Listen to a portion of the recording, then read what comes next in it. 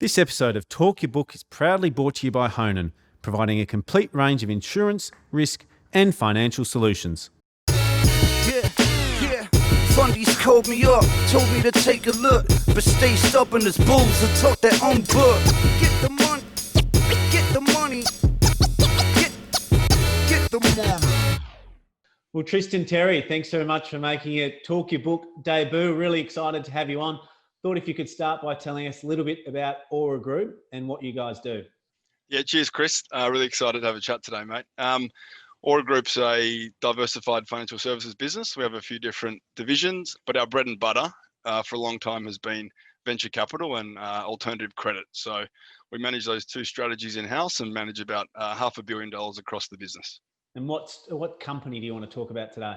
So look, I thought I'd pick a company from our first fund, Aura Venture Fund 1. The business is called Super Estate. It was founded by an ex-Olympian, so he spent a long time with his head underwater, and I think people that are willing to go to those places, are pretty driven. So he's come out the other side and come up with a really beautiful concept that we bought into, and the business is called Super Estate. So who's the founder? So the guy's called Grant Brits. He's been a long-term relationship of the group, and we've known him for a while, and we decided that he was worthy of some funding, and have worked really closely with him since investing over the last couple of years. And it's the fun part of the job from my side is investing in great businesses, but also working with great people. And he certainly ticks that box for us. And so what's the business model for Super Estate? We call Super Estate one of these next generation superannuation platforms.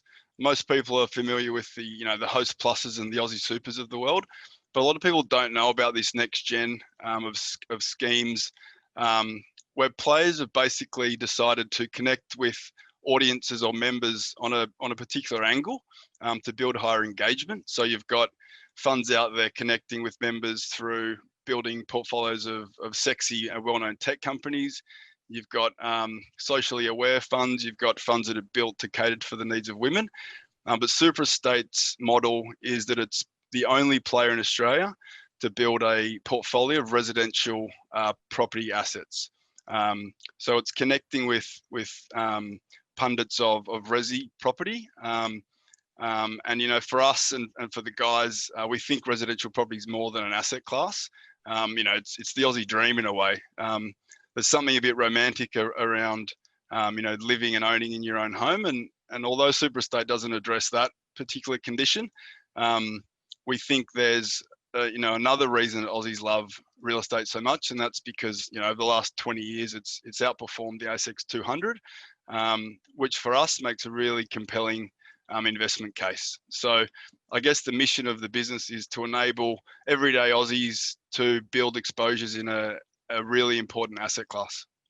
And then all their asset base isn't just in residential property though, is it? Do you want to talk through maybe how they split up their asset base as a whole? Yeah. So when new members join the platform, they elect if they want to be in the, they basically choose a weighting towards property. So we have a 10, a 25 and a 50% exposure. So that's the allocation you get to the proprietary resi pool. And then the balance of the members' funds are allocated to, what we'd like to think of as more vanilla fixed income and ETF products. So there's still certainly some credit and equity exposure in the portfolios, but we're also giving the investor or the member the option of having a different weighting towards the property stuff, which for them is the kind of exciting piece. And so maybe give me the helicopter view of the super fund industry in Australia. What's the size of the total super fund industry?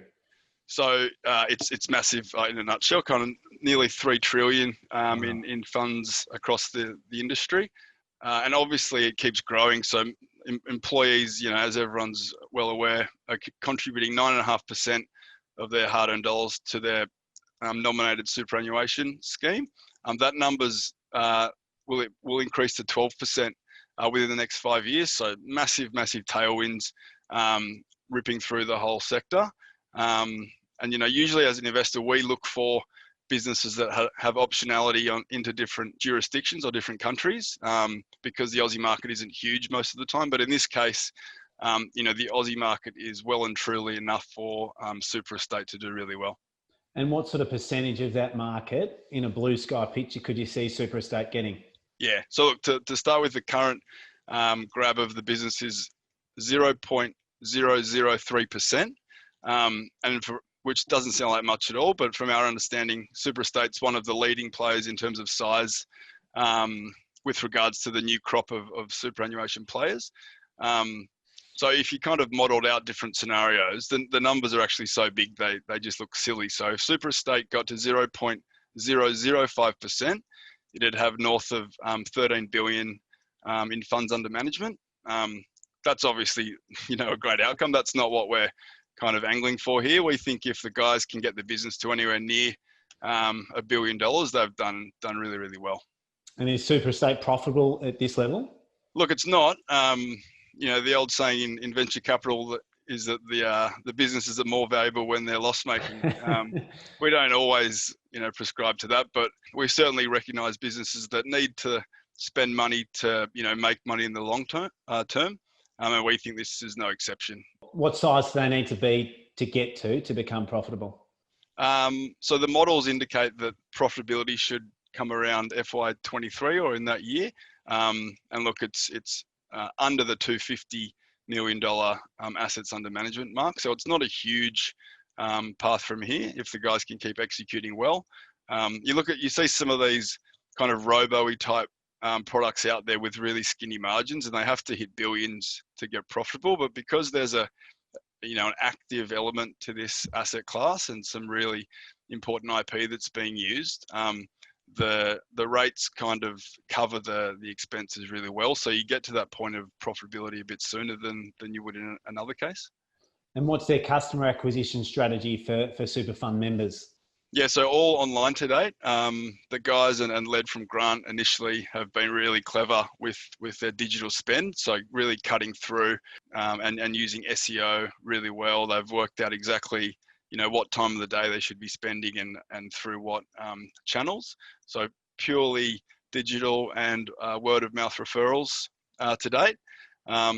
We think moving forward, the guys will look to produce more content and kind of thought leadership to really give the members the full property investing experience. Half of it's about members feeling like their money's in the right areas, but the other side of it is teaching people about property investing, enabling them to one day maybe go out and invest outside of this product.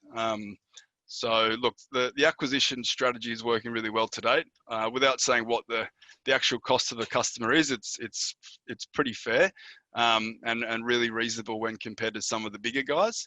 But obviously, as the business grows and it needs to attract more and more users, to maintain its growth rates, that's I guess where the challenges start to come in. And what's the churn rate like for their members that they've got? Yeah, so we have we think about churn two different ways. So the first type of churn, I guess, if you've got a member who's been accumulating wealth on your platform for a while and then has got to the point where they'd like to go and open their own SMSF. So we don't think of that as, true churn, but that is a member leaving the platform. So that has happened. We don't actually track that separately. What we track is the member moving from Superestate to a competing or rolling over to a competing fund. And that churn is kind of less than 1.5% a month. So, that's well within where we think a business like this can operate. But as I said, you need to keep ensuring that members are engaged, adding functionality and features to the platform and staying, front of center in your customers' minds when, this is not superannuation for a long time hasn't been very sexy for a lot of people. So you're trying to connect with people without becoming, a burden to their life. And what sort of returns has Superestate been able to deliver their fund members to date? So to date, for the FY20, Chris, and look, I'll disclose this by saying it doesn't sound great, but the average return across the three Superestate portfolios was about 1.4%. If you put that in the context of all of the Aussie balance funds across FY20, the average return was actually negative 1.2. So there's obviously some like a decent delta there, but apparently FY20 wasn't a great year for a lot of these players. How do they value the properties on their books? Obviously, it's not like a stock where it's got a clear market price each day. How do they go about that? Yeah, look, that's a really good question, and kind of for a lot of incoming members, that's the area they'd like comfort around. So the policy is each property within the fund is valued every 6 months from the time of acquiring.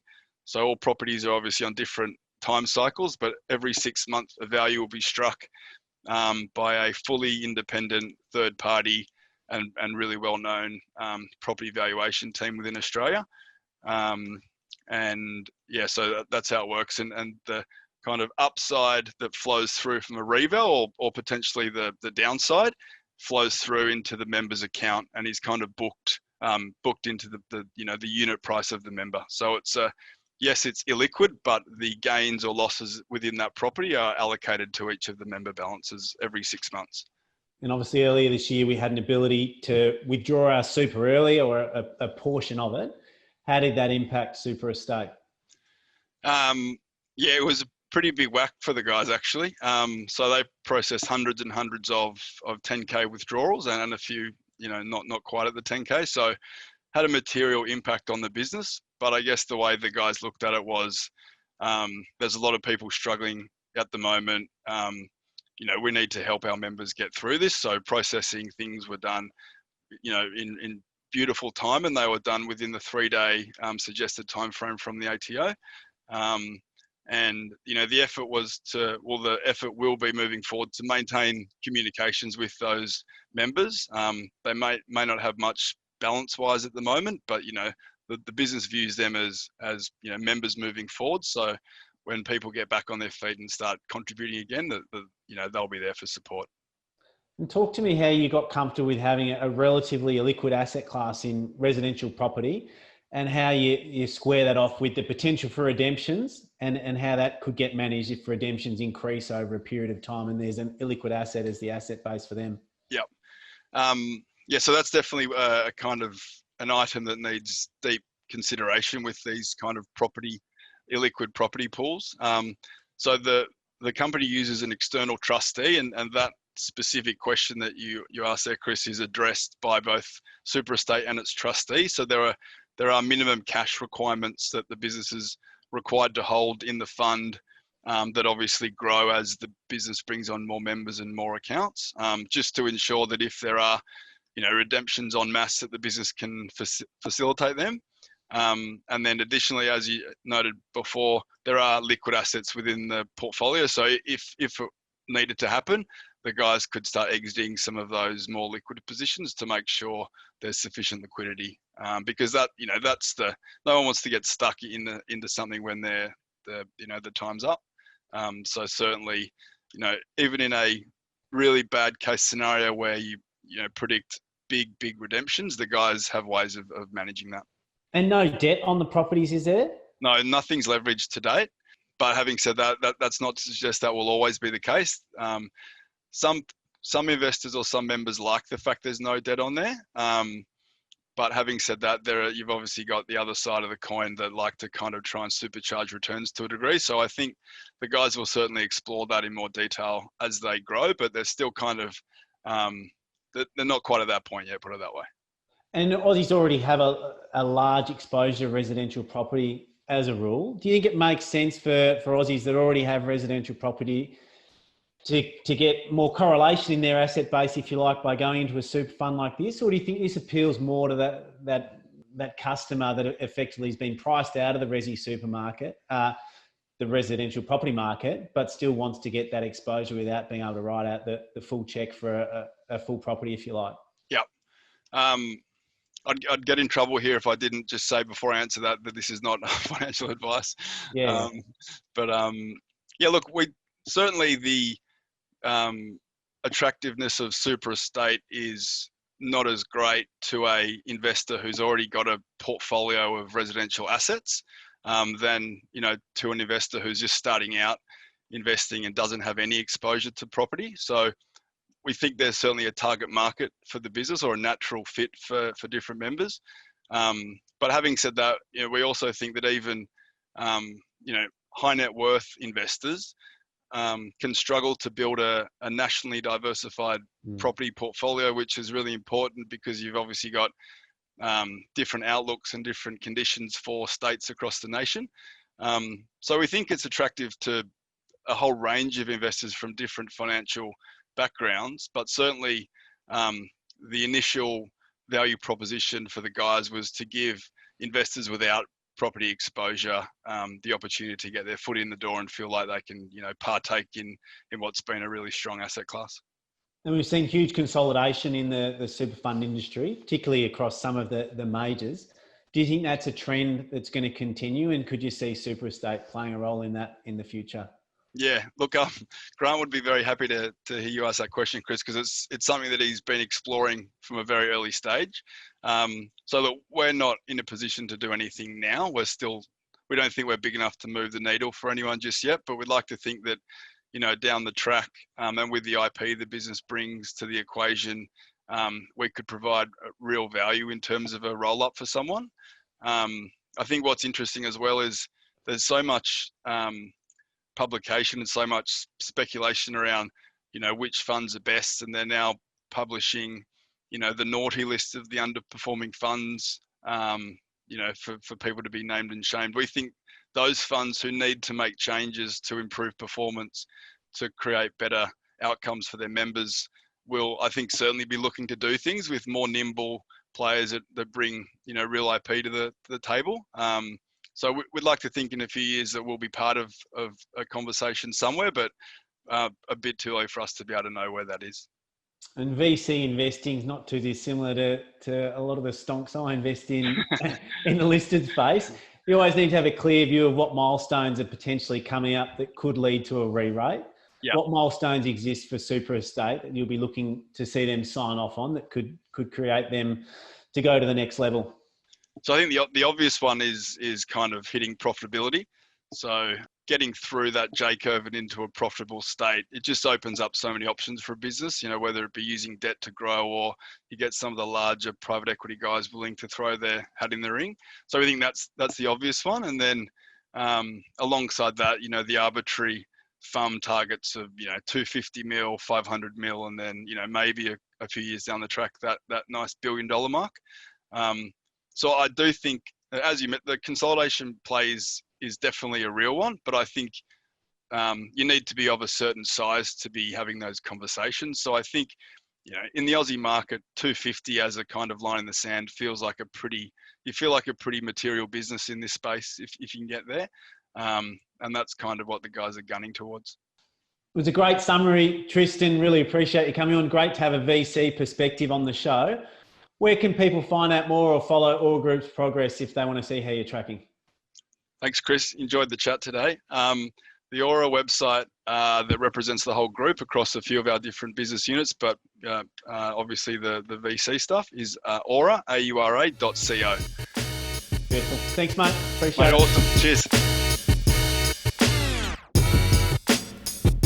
This episode of Talk Your Book was proudly brought to you by Honan, who go beyond a transactional insurance broker to deliver better outcomes for their clients. If you're enjoying Talk Your Book, make sure you subscribe to Chris Judd Invest.